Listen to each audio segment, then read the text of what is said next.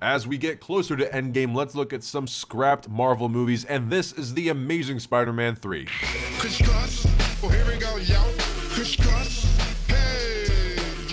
Hey guys, and welcome to Crisscross Media. My name is Chris, and today we're looking at the scrapped sequel to The Amazing Spider-Man 2, aka The Amazing Spider-Man 3. Let's get into it. Now, The Amazing Spider-Man series is kind of the weird redheaded stepchild of the cinematic Spider-Man films. You have the Amazing Raimi trilogy, and yeah, I mean, the third one has some mixed fan reactions, but the first two are pretty much regarded very highly. And then Tom Holland's taking the mantle in the MCU. People seem to really like it. There are those who want a little bit of a different feel from Spider-Man, but generally speaking, people like Tom Holland's take. And then of course you have Into the Spider-Verse, which I think unanimously has very, very good fan reactions. And then there is the Marc, Webb, Andrew Garfield, The Amazing Spider-Man duo. These two films feel very different from what we got before, and they also feel different from each other. The first one being very brooding and dark, and the second one being dark, but it's like they took the criticism of the first movie and they tried to just shoehorn it in what was already established. It was a mess. And I can pretty much say that if they were going to make the third movie, it was going to be yet again another mess. But alas,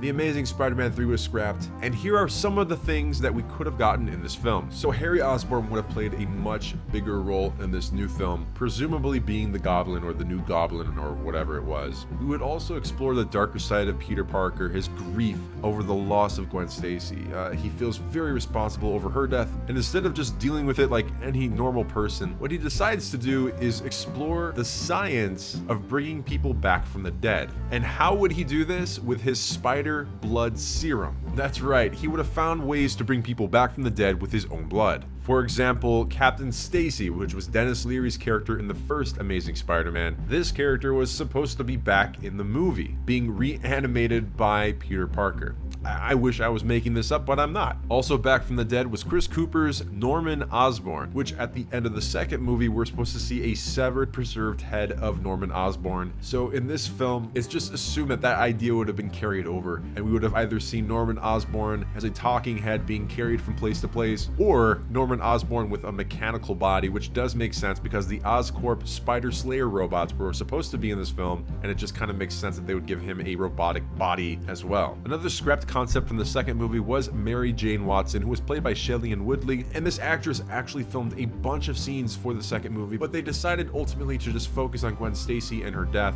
and it seems that they wanted to save her character and put her in the third and fourth film, which was a smart idea because they had so many characters in that second movie. But this movie actually does seem super packed because they also wanted to add J. Jonah Jameson in the movie, a fan favorite, with rumors that J.K. Simmons was going to come back as the same character from the Sam Raimi versions because he's kind of irreplaceable. He's so good in that role. But speaking of more characters, the tease of the Sinister Six was shown at the end of The Amazing Spider-Man 2, and at this time they were going to have their own Sinister Six movie, which was in pre-production and was reportedly supposed to come out before The Amazing Spider-Man 3, but that also never came to fruition, and that would be a separate video. And let's not forget Gwen Stacy. This is the whole reason Spider-Man goes on this bringing people back to life quest, where Gwen Stacy was supposed to come back to life as Spider-Gwen, now having these spider-like abilities. It got to the point where Sony just said, you know what, this is getting way too crazy. I don't think it's going to work, especially after the very negative response to The Amazing Spider-Man 2, its not so stellar box office receipts, and of course the negative publicity they got with the Sony email leaks. At that point, Marvel Studios was really knocking on the door saying, hey, we want Spider-Man, and Sony said, you know what, let's just give him back. But that did not stop them because they ended up making their own spin-off Venom movie, and of course Into the Spider-Verse, where you do see a Spider-Gwen and all of these other villains kind of coming together fighting Spider-Man. So Marc Webb didn't get to finish his trilogy, or I guess quadrilogy, that he wanted to do, but I think collectively most people were pretty happy about that, even though there's still a huge fan base for these two films. But that is pretty much why The Amazing Spider-Man 3 was scrapped. What do you guys think? Did you want to see another movie with Andrew Garfield wearing the red and blue suit? Let me know in the comments down below, and get ready for another scrapped Marvel film as we count down to the Avengers Endgame. Thanks again, guys. You've just been crisscrossed. Peace out.